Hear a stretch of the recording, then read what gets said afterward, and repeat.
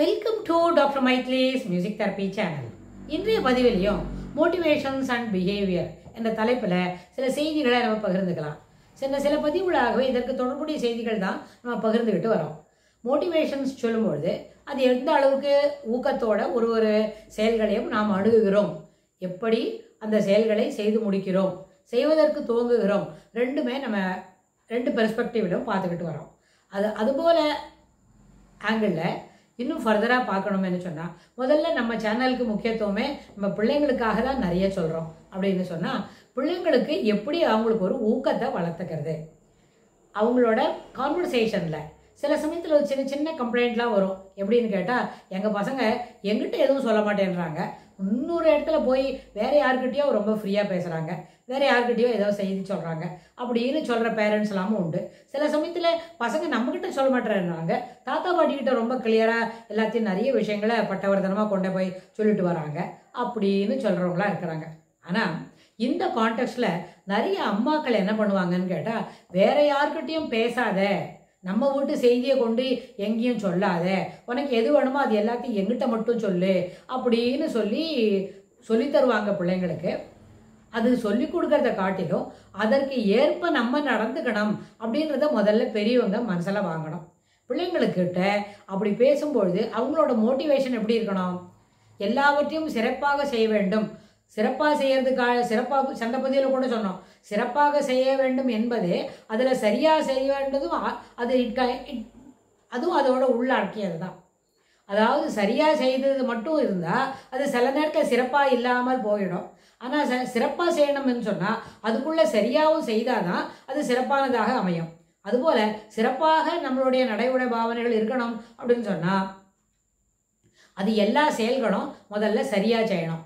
அதற்கு தேவையான ஒரு செல்ஃப் கான்ஃபிடன்ஸ் இருக்கே, ஒரு நம்பிக்கை, நம்ம அம்மா கிட்ட இதெல்லாம் ஷேர் பண்ணிக்கலாம், நம்ம அப்பா கிட்ட இதெல்லாம் ஷேர் பண்ணிக்கலாம் அப்படின்ற அந்த மனத்தை, அதுபோல் மனத்தில் இருக்கிற ஒரு கண்ணோட்டம் இல்லை மனப்பான்மையை நம்ம பிள்ளைங்களுக்கு வளர்க்கணும். அது எப்படி முடியும்னு கேட்டால், அதுக்கு முதல் டிப்பு, பிள்ளைங்க பேச வரும்பொழுது அவங்கள தெளிவாக மொத்தத்தையும் பேசுறதுக்கு அளவுக்கு அவங்களுக்கு காது கொடுத்து அவங்க செய்தியை கேட்கணும். பாதியில் கேட்க வரும்போதே இவங்களுக்கு ரொம்ப வேறு ஏதோ வேலை இருக்குது, இவங்க ரீல்ஸ் பார்க்கணும், இவங்க கேட்ஜெட் பார்க்கணும் அப்படின்னு போகாமல் பிள்ளைங்க என்ன சொல்கிறாங்களோ அதை மொத்தத்தையும் முழு அளவில் continue to listen, give the அப்படியே ஒரு ஜென்ட் என்ன பண்ணோம், ஒரு அப்ரூவல் பண்ணுறதுக்கு ஒரு ஜஸ்ட் நாடிங் அவர் ஹெட், தலையை அசைத்தாம அப்புறம் என்ன சொன்னாங்க, அப்புறம் என்ன நடந்தது வகுப்பில், கிளாஸில் டீச்சர் என்ன சொன்னாங்க அப்படின்னு சொல்லி வகுப்பறையில் நடந்திருக்கிற எல்லா விஷயங்களையும் ஒரு காலையில் 8 மணிக்கு 9 மணிக்கு பிள்ளைங்க ஸ்கூலில் இருக்கிறாங்கன்னா சாயந்தரம் 3 மணி வரைக்கும் ஆல்மோஸ்ட் 6.5 hours 7 hours போல் என்ன நடக்கிறதோ அது அத்தனையும் கேட்டு தெரிஞ்சுக்கணும். பிள்ளைங்களா சொன்னால் தான் அது அங்கே என்ன நடக்கிறதுன்னு தெரியும். அப்போ நம்மளுக்கு தினம் ஸ்கூலுக்கு போக முடியாதுல்ல. அதனால பிள்ளைங்களை சொல்ல வைக்கிறதுக்கு அவங்க பேசுறது சரின்னு சொல்லியும் அவங்களோட கான்ஃபிடென்ஸை வளர்க்குற அளவுக்கும் நம்ம பேசினாதான் அவங்களுக்கு, அதாவது லெஷர்லி கான்வர்சேஷன் அதுபோல் ஆக்கணும். அப்போ தான் நம்மளுக்கு அந்த செய்திகள் மனசில் நிற்கும்.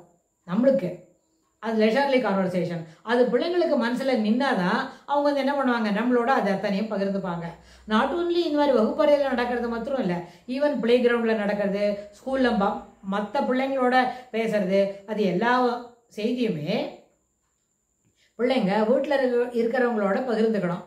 அது சரியாக பகிர்ந்துக்க முடியல அப்படின்னு சொல்லுங்கள், அப்போ என்ன ஆகும்னு கேட்டால் பிள்ளைங்களுக்கு நைட்டில் சரியாக அளவுக்கு அவங்களால தூங்க முடியாத இருக்கும். They will be dozing in the bed. சில நேரத்தில் என்ன பண்ணுவாங்க, தூங்க தெரியாமல் பிள்ளைங்க தவிக்கும். ஒரு 9 மணிக்கு தூங்கினா தான் நாளை காலையில் 6 மணிக்கு எழுந்துக்க முடியும். எழுந்தால் தான் ஒரு 1 hourல ரெடி பண்ணிக்கிட்டு 7:30 போல் ஸ்கூலுக்கு போக முடியும். ஸோ இதில் 10 or 15 minutes என்ன இருக்கும், பிஹைண்ட் த ஷெட்யூல் தான் இருக்கும். அவசரமாக தான் கிளம்ப வேண்டி வரும்.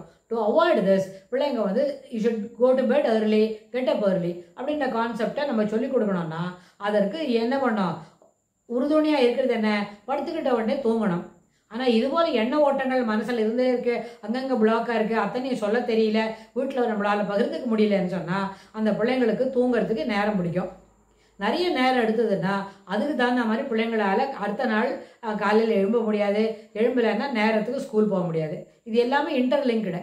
அதுக்காக என்ன செய்யணும், பிள்ளைங்களோட சாயந்தரம் அவங்க ஸ்கூலுக்கு வந்த உடனே you should elicit a free conversation just like that. அதில் எந்த கமெண்ட்டும் கிடையாது, எந்த விதமான என்ன கிடையாது, தேவையான இன்ஃபர்மேஷன். நமக்கு வேண்டியது பிள்ளைங்க வகுப்பறையில் நல்லா நடந்துக்கிட்டாங்களா, யாரும் நம்ம குழந்தைய மிஸ்பிஹேவ் பண்ணுறாங்களா, இல்லை நம்ம குழந்தையே வேற யாருக்கிட்டையாவது மிஸ்பிஹேவ் பண்ணுறதா அப்படின்னு நம்ம கேட்டு தெரிஞ்சுக்கணும்.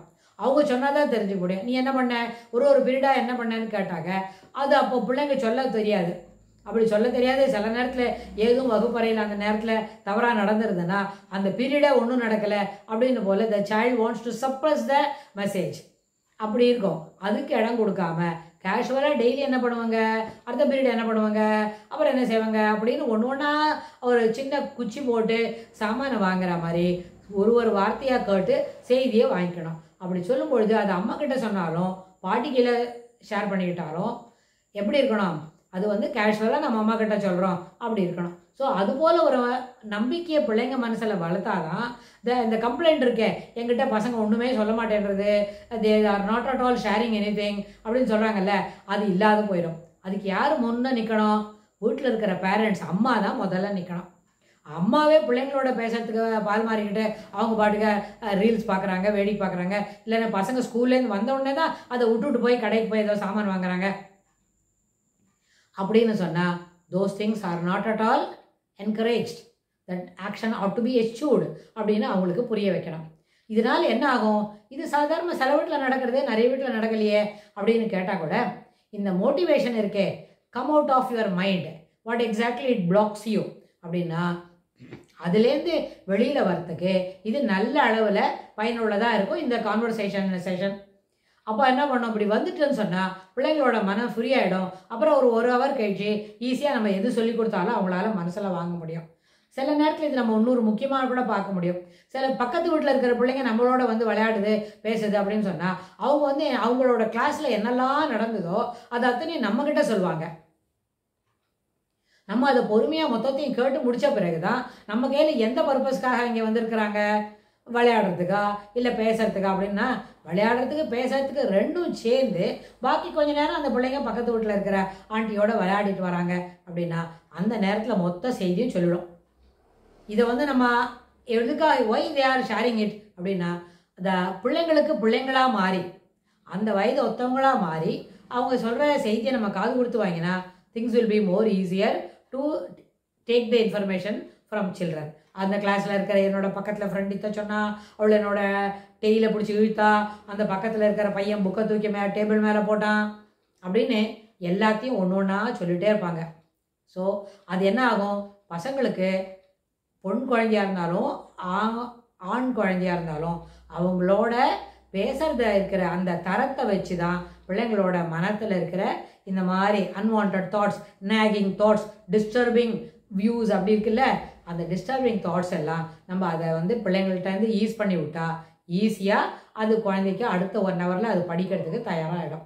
படிக்கிறதுக்கு மட்டும் இல்லை, வேறு எதான கிளாஸு, ட்ராயிங் செஷன் இருக்குது, இல்லை போனால் அவங்க ஸ்லோகம் கிளாஸ்க்கு வந்திருக்கிறாங்க, இல்லை எக்ஸ்ட்ரா கரிக்குலர் பாட்டு கிளாஸ்க்கு வந்திருக்கிறாங்கன்னு சொன்னால் அது எல்லாமே எளிமையாக நடத்த முடியும். ப்ரொவைடட் என்ன பண்ணணும், இந்த அரை மணி நேரம் 3/4 மணி நேரம் somebody has to spend with the child to come out of their mind.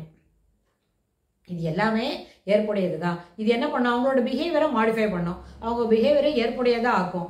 எதுக்கு என்ன காரணம், அதை பக்கத்தில் இருக்கிறவங்க யாராவது அந்த ஒரு ரோலை செய்தாங்களானா things will be more easier. இது எல்லாமே பக்கத்து வீட்டு ஆண்டிகிட்ட போய் சொல்கிறத காட்டலாம் நம்மகிட்டயே நம்ம பிள்ளைங்க சொல்கிறதுக்கு முயற்சி பண்ணணும்னா முதல்ல அந்த அம்மான்றவங்க என்ன செய்யணும், பிள்ளைங்க ஸ்கூல்லேருந்து வரும்பொழுது வீட்டில் இருக்கணும், வீட்டில் இருக்கும்பொழுது அதுக்கப்புறம் அவங்க பிள்ளைங்களா நம்ம குழந்தை 3வது படிக்கிறதா நம்மளும் ஒரு 3ஆம் கிளாஸ் குழந்தை போல் பக்கத்தில் நின்று எல்லா விஷயத்தையும் சேர்த்து தெரிஞ்சுக்கிட்டா things will be more easier. அதனால் modifying the behaviour will be more easier by speaking to the child as if the child ready to speak.